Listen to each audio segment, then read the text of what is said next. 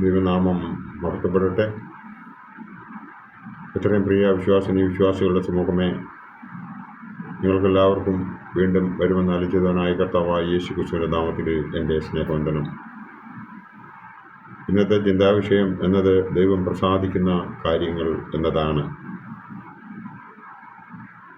മാതൃകയില്ലാത്ത ജീവിതം നയിച്ചിട്ട് കഷ്ടം സഹിക്കുന്ന നാം എല്ലായ്പ്പോഴും പറയുന്നത് ദൈവം നമ്മുടെ പ്രാർത്ഥന കേൾക്കുന്നില്ല എന്നതാണ്. എന്നാൽ സത്യം അതാണോ? അല്ല. കാരണം ദൈവം പ്രസാദിക്കുന്ന കാര്യങ്ങൾ നാം നിവർത്തിക്കാറുണ്ടോ എന്ന് ഈ അവസരത്തിൽ ഒന്ന് ചിന്തിക്കേണ്ടതുണ്ട്. എല്ലായ്പ്പോഴും ഇല്ല എന്നാണ് സത്യം നമുക്ക് മനസ്സിലാക്കേണ്ടത്. നമ്മുടെ പിതാക്കന്മാരെ പോലെ, നമ്മുടെ സഭയുടെ പരിശുദ്ധന്മാരെ പോലെ നാം ജീവിക്കുന്നുണ്ടോ എന്ന് നാം നമ്മോട് തന്നെ ഒന്ന് ചോദിക്കേണ്ട സമയം കഴിഞ്ഞിരിക്കുന്നു. നമ്മുടെ മാതാപിതാക്കൾ കാണിച്ചു തന്നതായ പാതയിലൂടെ നാം എപ്പോഴും സഞ്ചരിക്കുന്നുവോ? ഇല്ല ഇല്ല ഇല്ല എന്നതാണ് സത്യം. നാം ഓരോരുത്തരും പരീക്ഷയിൽ അകപ്പെടുന്നതിൻ്റെ കാരണങ്ങൾ എന്ന് പറഞ്ഞാൽ നമ്മുടെ അവിശ്വാസമാണ്. അതിന് ഒരു ഉത്തമ ഉദാഹരണമാണ് യോബിൻ്റെ ഭാര്യ. യോബ് 2-ാം അധ്യായം 9-ാം വാക്യത്തിൽ അത് പറയുന്നുണ്ട്. ദൈവത്തെ നാം പരീക്ഷിക്കുന്നതിനാൽ ആണ് നാം പരീക്ഷയിൽ അകപ്പെടുന്നത്. അതായത് നേരത്തെ നേരുന്ന രീതിയൊന്ന് നോക്കിക്കേ. എൻ്റെ മകൻ്റെ കല്യാണം ഉടനെ നടക്കുകയാണ് എങ്കിൽ ഞാൻ മാതാവിന് എൻ്റെ 8 നോമ്പ് നോക്കി പെരുന്നാൾ നടത്തിക്കോളാം. നേർച്ച ഇങ്ങനെയാണോ നേരേണ്ടത്? നാം സാത്താൻ്റെ കൺട്രോളിൽ വരുന്നതിനാൽ ആണ് പരീക്ഷയിൽ നമ്മൾ അകപ്പെടുന്നത്. നമ്മുടെ അഹങ്കാരം കാരണമാണ് നാം പരീക്ഷയിൽ അകപ്പെടുന്നത്. നാം ലോകത്തെ സ്നേഹിക്കുന്നതിനാലാണ് നാം പരീക്ഷയിൽ അകപ്പെടുന്നത്. നാം അധികാര സ്ഥാനങ്ങളെ മോഹിക്കുന്നത് കൊണ്ടാണ് നാം പരീക്ഷയിൽ അകപ്പെടുന്നത്. നാം വസ്തുവകകളിൽ മനസ്സ് ഉറപ്പിക്കുന്നത് കൊണ്ടാണ് പരീക്ഷയിൽ അകപ്പെടുന്നത്.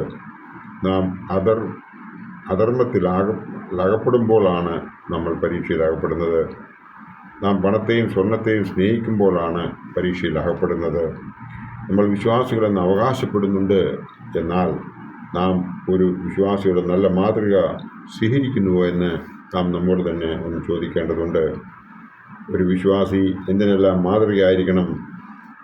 നമ്മുടെ പിതാക്കന്മാർ നമ്മോട് എന്തൊക്കെയാണ് പറഞ്ഞിരിക്കുന്നത് എന്ന് നമുക്ക് ഒന്ന് നോക്കാം. വാക്കിലും നടപ്പിലും മറ്റുള്ളവർക്ക് മാതൃകയായിരിക്കണം.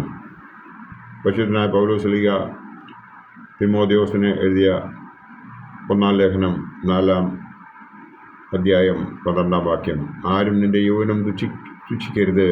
വാക്കിലും നടപ്പിലും സ്നേഹത്തിലും വിശ്വാസത്തിലും നിർമ്മലതയിലും വിശ്വസിക്കുന്നത്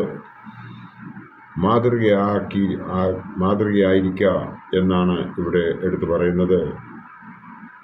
വാക്കിലും നടപ്പിലും മറ്റുള്ളവർക്ക് മാതൃകയായെങ്കിൽ മാത്രമേ നമുക്ക് ദൈവത്തെ പ്രസാദിപ്പിക്കുവാൻ സാധിക്കുകയുള്ളൂ. ഉപദേശത്തിലും ജീവിതത്തിലും മറ്റുള്ളവർക്ക് മാതൃകയായിരിക്കണം.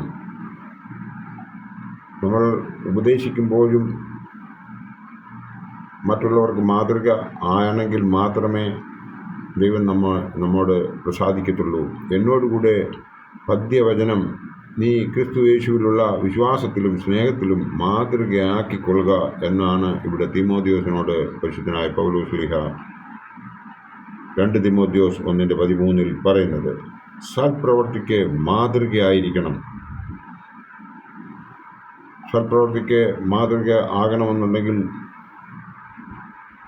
തീത്തോസിന് എഴുതിയ ലേഖനം നാം വായിക്കുമ്പോൾ, വിരോധി നമ്മെക്കൊണ്ട് ഒരു തിന്മയും പറവാൻ വകയില്ലാത്ത ലജ്ജിക്കേണ്ടതിന് സകലത്തിനും നിന്നെ തന്നെ സൽപ്രവൃത്തിക്ക് മാതൃകയാക്കി കാണിക്കുക എന്നാണ് ഇവിടെ പരിശുദ്ധനായ പൗലോസ്ലീഹ തീത്തോസിനോട് പറയുന്നത്.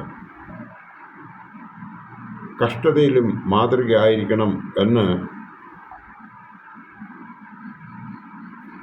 ഇവിടെ പറയുന്നുണ്ട്. 1 തെസ്സലോനിക്കർ 1:8 മാതൃക കണ്ട് പഠിക്കണം. കൊരിന്ത്യർക്കെഴുതിയ ലേഖനം 1-ാം അധ്യായം 6-ാം വാക്യത്തിൽ അതിനെക്കുറിച്ച് പറയുന്നുണ്ട്.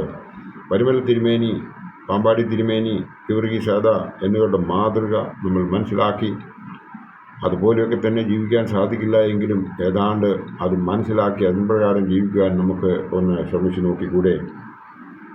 എഫേസ്യ ലേഖനത്തിൽ പരിശുദ്ധ പൗലോസ് ശ്ലീഹ പറയുന്നത് സൽപ്രവൃത്തികളിൽ നടക്കണം എന്നാണ്.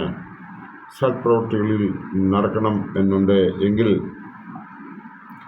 നാം അവൻ്റെ കൈപ്പണിയായി സൽപ്രവൃത്തികൾക്കായിട്ട് ക്രിസ്തു യേശുവിൽ സൃഷ്ടിക്കപ്പെട്ടവരാകുന്നു. നാം ചെയ്തു പോരാത്തതിന് ദൈവം അവ മുന്നൊരുക്കിയിരിക്കുന്നു എന്നാണ് എഫേസ്യർക്കെതിരെ ലേഖനം 2-ാം അധ്യായം 10-ാം വാക്യത്തിൽ പറയുന്നത്. വിളിക്ക് യോഗ്യമായി നടക്കണം. എഫേസ്യർക്കെതിരെ ലേഖനം 4-ാം അധ്യായം 1-ാം വാക്യം. സ്നേഹത്തിൽ നടക്കണം. എഫേസ്യർക്കെതിരെ ലേഖനം 5-ാം അധ്യായം 2-ാം വാക്യം. വെളിച്ചത്തിൽ നടക്കണം. 5-ാം അധ്യായം 9-ാം വാക്യം. സൂക്ഷ്മതയോടെ നടക്കണം. 5-ാം അധ്യായം 15-ാം വാക്യം. ജാതികളെ പോലെ നടക്കരുത്. 4-ാം അധ്യായം 17-ാം വാക്യം. ഇന്നത്തെ ചിന്താവിഷയത്തെക്കുറിച്ച് ഞാൻ നിങ്ങളോട് പറഞ്ഞല്ലോ. ഒരു വ്യക്തി ക്രിസ്തുവിൽ വിശ്വസിക്കുമ്പോൾ ദൈവം പ്രസാദിക്കും. ഒരു വ്യക്തിക്ക് ക്രിസ്തുവിൽ വിശ്വസിക്കുമ്പോഴാണ് ആ ക്രിസ്തു നമ്മളിൽ പ്രസാദിക്കുന്നത്. യോഹന്നാൻ ശ്ലീഹ എഴുതിയ രക്ഷാസുവിശേഷം 6-ാം അധ്യായം 28-ഉം 29-ഉം വാക്യങ്ങൾ വായിക്കുമ്പോൾ നമുക്ക് മനസ്സിലാകുന്ന ഒരു കാര്യമുണ്ട്. ഇവിടെ നാം കാണുന്നത് കബർന്നഹൂമിൽ വെച്ച് നടക്കുന്ന ഒരു സംഭാഷണമാണ്. അത് നമ്മൾ കൃത്യമായി മനസ്സിലാക്കി പ്രവർത്തിച്ചു കഴിഞ്ഞാൽ ദൈവം നമ്മോട് പ്രസാദിക്കും എന്നുള്ളതിന് യാതൊരു സംശയവുമില്ല. അങ്ങനെ നമ്മോട് പ്രസാദിക്കണം എന്നുണ്ടെങ്കിൽ നാം മനസ്സിലാക്കേണ്ടത് യോഹന്നാൻ ശ്ലീഹ എഴുതിയ 6-ാം അധ്യായം 28-ാം വാക്യത്തിൽ എന്താണ് പറയുന്നതെന്ന് നമുക്ക് നോക്കാം.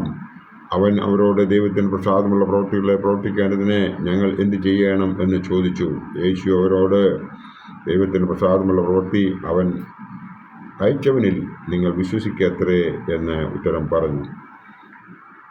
അതായത് അവനിൽ പൂർണ്ണമായി നമ്മൾ വിശ്വസിച്ചെങ്കിൽ മാത്രമേ ഇതൊക്കെയും സംഭവിക്കത്തുള്ളൂ. രണ്ടാമത്തെ പോയിന്റ് എന്ന് പറയുന്നത് ഒരു വിശ്വാസിയുടെ സമ്പൂർണ്ണ സമർപ്പണത്തിൽ ദൈവം പ്രസാദിക്കും. പരിശുദ്ധനായ പൗലോസ് ശ്ലീഹ റോമർക്കെഴുതിയ ലേഖനം 12-ാം അധ്യായം 1-2 വാക്യങ്ങൾ വായിക്കുമ്പോൾ നമുക്ക് അത് മനസ്സിലാകും. ഒരു വിശ്വാസി, മൂന്നാമത്തെ പോയിന്റ് എന്ന് പറയുന്നത്, ഒരു വിശ്വാസി സമർപ്പണത്തോടുകൂടി ആരാധിക്കുന്നുവെങ്കിൽ ദൈവം പ്രസാദിക്കും. മാലാഖി 1-ാം അധ്യായം 9-ാം വാക്യത്തിൽ ആദ്യ ഭാഗം നമ്മൾ വായിക്കുമ്പോൾ നമുക്ക് അത് വളരെ ക്ലിയറായിട്ട് മനസ്സിലാവും.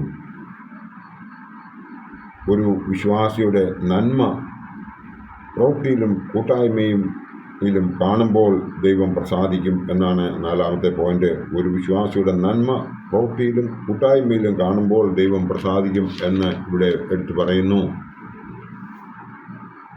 5-ാമത്തെ പോയിന്റ് എന്ന് പറയുന്നത് ഒരു വിശ്വാസിയുടെ ദൈനംദിന ജീവിതത്തിലെ ശുദ്ധീകരണം കണ്ട് ദൈവം പ്രസാദിക്കും. 1 തെസ്സലോനിക്കർ 4-ാം അധ്യായം 3 മുതൽ 5 വരെയുള്ള ഭാഗം വായിക്കുമ്പോൾ നമുക്കത് ക്ലിയറാകും. 6-ാമത്തെ പോയിന്റ് എന്ന് പറയുന്നത് ഒരു വിശ്വാസി ദൈവത്തോട് നന്ദിയുള്ളവനായിരുന്നാൽ ദൈവം പ്രസാദിക്കും. എബ്രായർക്കെഴുതിയ ലേഖനം 12-ാം അധ്യായം 28-ാം വാക്യം.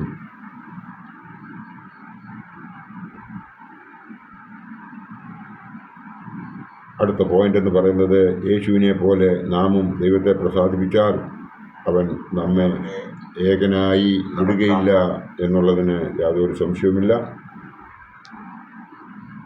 അടുത്ത പോയിന്റ് എന്ന് പറയുന്നത് ഒരു വിശ്വാസി നന്മ ചെയ്ത് കഷ്ടം സഹിച്ചാൽ ദൈവം പ്രസാദിക്കും. അതിന് യാതൊരു സംശയവുമില്ല. അതിന് പരിശുദ്ധനായ പത്രോസ് ശ്ലീഹ പൊതുവിനെഴുതിയ 1-ാം ലേഖനം 2-ാം അധ്യായം 20-ാം വാക്യം എന്ന് വായിച്ചു നോക്കണം.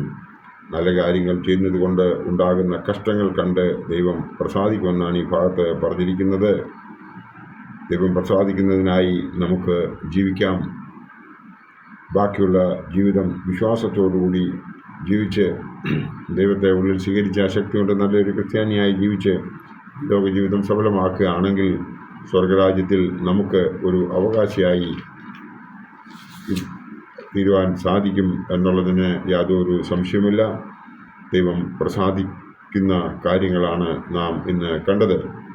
ദൈവം പ്രസാദിക്കണമെങ്കിൽ എപ്പോഴും സന്തോഷത്തോടുകൂടി ഇരുന്ന് ഇടപെടാതെ പ്രാർത്ഥിക്കുന്നവരായിരിക്കണം എന്നുള്ള വിവരം പരിശുദ്ധനായ പൗലോസ് ശ്ലീഹ തെസ്സലോനിക്കർക്ക് എഴുതിയ 1-ാം ലേഖനം 5-ാം അധ്യായം 16-ഉം 17-ഉം വാക്യങ്ങളിൽ പറയുന്നുണ്ട്.